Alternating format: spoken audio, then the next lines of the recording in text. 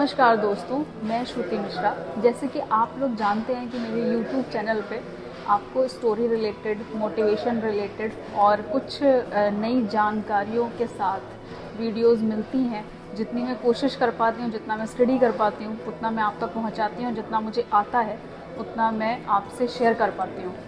तो आज हमारे समाज में एक बहुत ही गहन टॉपिक चल रहा है और उस टॉपिक पे बात करना मुझे ज़रूरी इसलिए लगा क्योंकि हम उसी कंडीशन से आए हैं, हम उसी चीज़ को फेस कर रहे हैं और फेस करके आए हैं और हमने वो चीज़ें बहुत नज़दीकी से देखी हैं। मतलब उस सिचुएशन में और हमारी सिचुएशन में बहुत ज़्यादा अंतर नहीं था। तो वो बात है कि हमारे देश का वो ग्रुप, हमारे देश का वो वर्ग जो सबसे ज़्यादा सफ़र करता है because of some mentality, some thinking. और उस वर्ग का जो नाम है वो बड़ी ही शराफत के साथ हम लेते हैं, हम मिडिल क्लास। तो मिडिल क्लास के बारे में बात करनी है आज। और मिडिल क्लास का जो सबसे बड़ा टॉपिक है वो ये है कि our middle class is growing और इज़ सिंकिंग। ठीक है, तो हम क्या कर रहे हैं, हम ग्रो कर रहे हैं या फिर हम डूबते जा रहे हैं। हमारा कोई औचित्य नहीं मिल पा रहा है, हम सिकुड़ रहे हैं एक तरह से। अगर मैं हिंदी में बात करूँ तो अब भी मिडिल क्लास वालों के लिए अगर मैं शुरू के दिमाग में ये आएगा कि हमने मिडिल क्लास, मध्यम वर्ग के लोगों का टॉपिक उठाया तो ऑब्वियसली हम पॉलिटिक्स पे बात करेंगे। हम बोलेंगे भाई हमारे देश की ना राजनीति बहुत ख़राब है, इसलिए हमारे देश का मिडिल क्लास ग्रो नहीं कर पा रहा। कहीं ना कहीं बात गलत नहीं है, ऑफ कोर्स बात सही है, लेकिन एक छोटी सी जो मेरे दिमाग में डाउट है और मुझे लगता है आपके दिमाग में भी आता होगा जब आप बहुत पीछे जाके सोचते होंगे। एक बात कभी ये सोचिए कि आज हमारी जो इनकम है वो हमारे फादर की इनकम से कितनी ज़्यादा है और हम पे जो रिस्पॉन्सिबिलिटी है वो हमारे फादर के ऊपर क्या रिस्पॉन्सिबिलिटी थी। खैर, इस बात पे तो मैं बाद में आऊँगी। पहले यही है कि हमारे देश की राजनीति वाकई में सही होनी चाहिए। थोड़े से जीएसटी और टैक्स हम पे कम करने चाहिए ताकि हम सेविंग्स ज़्यादा से ज़्यादा कर पाएँ और हमारे देश के एंटरप्रेन्योर और बिजनेस ज़्यादा हो पाएँ ताकि हम इन्वायरमेंट और जॉब क्रिएट कर पाएँ। ये तो जेन्युइन सी बात है, होना चाहिए। और स्पेशली अगर ये मिडिल क्लास के साथ होगा तभी हमें लगता है कि हम आगे जाके इस चीज़ को अच्छे से डील कर पाएंगे। लेकिन बात हो रही है मिडिल क्लास ग्रो कर रहा है या मिडिल क्लास डूबता जा रहा है, उस चीज़ पे।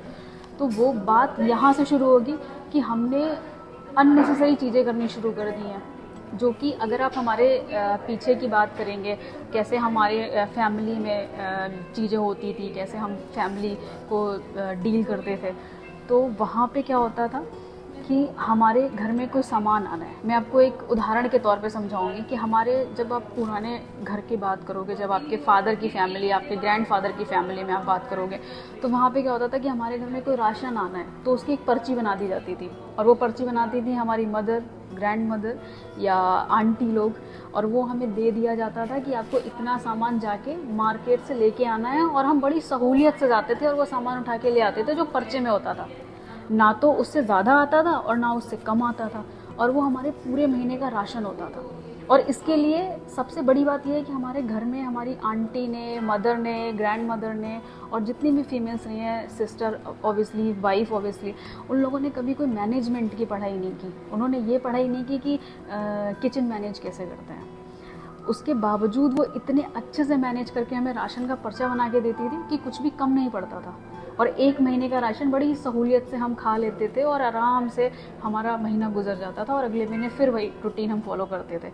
आज के टाइम में क्या है कि हमारे सामने ऑनलाइन डिजिटल प्लेटफॉर्म्स आ गए हैं, हमारे पास मॉल्स आ गए हैं, हमारे पास घूमने फिरने जाने के लिए टाइम मिल जाता है। हम पूरी फैमिली को उठा करके ले जाते हैं एक मॉल में, और वहाँ पे हमें जो बिस्किट नहीं खाने हैं, जो बिस्किट शायद इतने इम्पॉर्टेंट नहीं है लेने, शायद ऑलरेडी घर में रखे हुए, शायद वो नमकीन ऑलरेडी घर में रखी हुई है, बट हम फिर भी उसको एज अ टेस्ट कि यार एक बार ट्राई कर लेते हैं, क्या पता अच्छा हो। हम वो अचार घर में लेकर के आ जाते हैं जिसमें हमें ऑलरेडी पता है कि इसमें बड़ा घटिया सा ऑयल यूज़ हुआ है। हम जानते हैं उस चीज़ को, बट हम क्या करते हैं कि मेहमान आएंगे या कुछ भी ऐसा अननेसेसरी चीज़ें सोच करके उठा के ले आए। अब वो जो खर्चा हमने बढ़ाया ना, वो खर्चा हमारे फादर ने नहीं बढ़ाया था, हमारे ग्रैंडफादर ने नहीं बढ़ाया था, इसलिए वो उतनी जो हमसे 10% सैलरी पे कमाते थे, और वो हमारा खर्चा, हमारी फैमिली का खर्चा, हमारे सिस्टर्स की शादियाँ, हमारे भाई की शादियाँ, इवन हमारे लिए नया घर बनवाना, हमारे ड्रीम्स कंप्लीट कराना, हमको एक वेल एजुकेटेड एजुकेशन देना, हमको हमारे सपने पूरे करने के लिए पूरी आज़ादी देना, वो सारा वो उस सैलरी में कर लेते थे जिस सैलरी में हम अपना ही खर्चा नहीं उठा पाते हैं। That is the issue of middle class. Middle class के लिए कोई बहुत बड़ा खुला आसमान नहीं आने वाला। मैं ये नहीं बोलूँगी कि सरकार बुरी है या कंट्री में अपॉर्चुनिटीज़ बहुत ज़्यादा हैं या हमने बहुत कुछ बिजनेस मैंस पैदा कर दिए हैं, बिजनेस वूमेंस पैदा कर दिए हैं कि एम्प्लॉयमेंट बहुत ज़्यादा है, लेकिन कहीं ना कहीं हमारी भी कुछ ऐसी हरकतें हैं, ऐसी कुछ आदतें हैं जिन्हें हमें बदलना पड़ेगा ताकि हम मिडिल क्लास से अपर क्लास में पहुंच पाएँ और लोअर क्लास वाले मिडिल क्लास में और फिर वो अपर क्लास में पहुंच पाएँ। तो मिडिल क्लास फैमिली के लिए एक बहुत बड़े हमारे कवि हैं, और अब ऑब्वियसली मैं कविताएं पढ़ती हूँ तो आपको कुछ उससे रिलेटेड ज़रूर सुनाऊंगी कि मिडिल क्लास वाले लोग कैसे सफ़र करते थे और कैसे हम यहाँ तक पहुँचे हैं, हमारे सपने पूरे करके। हमारे पेरेंट्स से हमें वो अपॉर्चुनिटीज़ दी उस अमाउंट में जिस अमाउंट में हम अपना भी खर्चा नहीं उठा पाते हैं। तो उनका नाम है दिनेश रघुवंशी जी। उन्होंने लिखा है कि बड़ी छोटी रकम से घर चलाना जानती थी माँ, बड़ी छोटी रकम से घर चलाना जानती थी माँ, कमी थी पर बड़ी खुशियाँ जुटाना जानती थी माँ, और मैं तो खुशहाली में भी दूरी बना पाया, मैं तो इतनी खुशहाली में भी दूरी बना पाया, गरीबी में भी हर रिश्ता निभाना जानती थी माँ। तो हमारी जो माँ थी ना, वो इतने रिश्तेदारों के साथ उनका कनेक्शन रहता था। हमारा क्या है, हम तो अपने भाई लोगों से कनेक्शन नहीं रख पाते, अपनी बहनों से कनेक्शन नहीं रख पाते बिकॉज ऑफ द मनी। हमारे पास एक तो टाइम नहीं है और दूसरा हमारे पास टाइम है तो हम मनी वेस्ट करने में इतना बिजी है। ये बात बिल्कुल सही है। जैसे मैं गवर्नमेंट की बात करूँ तो ऑब्वियसली गवर्नमेंट भी हमें ऐसी चुननी चाहिए जो हमारे हित में काम करे। हम ऐसी किसी भी सरकार को या किसी भी मंत्री को ना बिठाएं, स्पेशली अपनी सिटी में, स्पेशली अपने डिस्ट्रिक्ट के अंदर हम किसी भी ऐसे विधायक और मंत्री को ना बिठा दें जो हमारे अगेंस्ट जाकर के काम करे और हमारे रिलेटेड ऐसा कुछ भी ना करे जिससे कि हमें टैक्स कम कर जाए हमारे ऊपर और हम उन चीज़ों को आसानी से खरीद पाएँ। इस सरकार को बोलते रहोगे, आने वाली 4-5 साल के बाद दूसरी सरकार बैठेगी, आप उसको बोलते रहोगे, फिर दूसरी सरकार आएगी, आप उसको बोलते रहोगे, और ये करते करते ना हमारी जनरेशन्स ख़त्म हो जाएंगी और यही बोलते रह जाएंगे कि हम तो ना अब से गरीब नहीं है, हमारे पापा गरीब, हमारे बाबा गरीब, हमारे दादा गरीब, हमारे परबाबा। तो ये ना, ये कॉमेडी में अच्छा लगता है, ये पर्दे पे अच्छा लगता है, लेकिन जब आप रियल लाइफ में बोल रहे होते हो ना कि हम तो बड़े गरीब हैं, हम तो ख़ानदानी, तब फील होता है कि भाई आज हम ये चीज़ ख़रीद नहीं पा रहे बिकॉज पैसे नहीं है। हमारे बच्चे आज बहुत अच्छी साइकिल नहीं खरीद पा रहे बिकॉज पैसे नहीं है।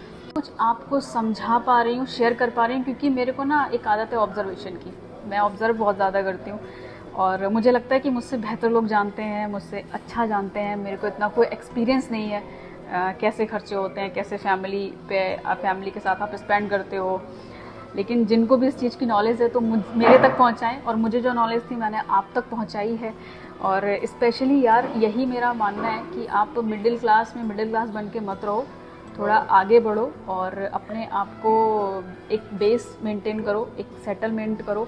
और कोई भी यहाँ पे हेल्थ इंश्योरेंस, पॉलिसी बाज़ार, इन सब की बात नहीं होने वाली इस वीडियो के अंदर, बिकॉज बहुत सारे लोग आपको मिडिल क्लास नाम लेकर के ना आपको इंश्योरेंस बेचने लग जा रहे हैं। आपने यूट्यूब पे कुछ वीडियोस देखे होंगे स्पेशली लोगों के। तो हाँ, ज़रूरी है हेल्थ इंश्योरेंस, इसलिए ज़रूरी है क्योंकि ताकि आप पे मेडिकल इमरजेंसी का बर्डन ना आए, ऑब्वियसली ज़रूरी है। लेकिन आप देख के लो, आप एक ऐसे भरोसेमंद इंसान से लो जो आपको क्लेम भी टाइमली करा दे। ऐसी किसी पॉलिसी से नहीं लेना है कि हम तो हॉस्पिटल में पड़े हुए हैं और आप तो भाई साहब हमारा फ़ोन ही नहीं उठा रहे हो। तो ये सारी चीज़ें भी ज़रूरी हैं ध्यान देनी। सिर्फ वीडियो देख के मत खरीद लेना किसी की भी पॉलिसी। तो आप जब तक उससे फिज़िकली मिल ना लो, जब तक उस पर भरोसा ना आ जाए, तब तक कोई भी ऐसी पॉलिसी नहीं लेनी है। और बस इतना ही था, बाकी थैंक यू।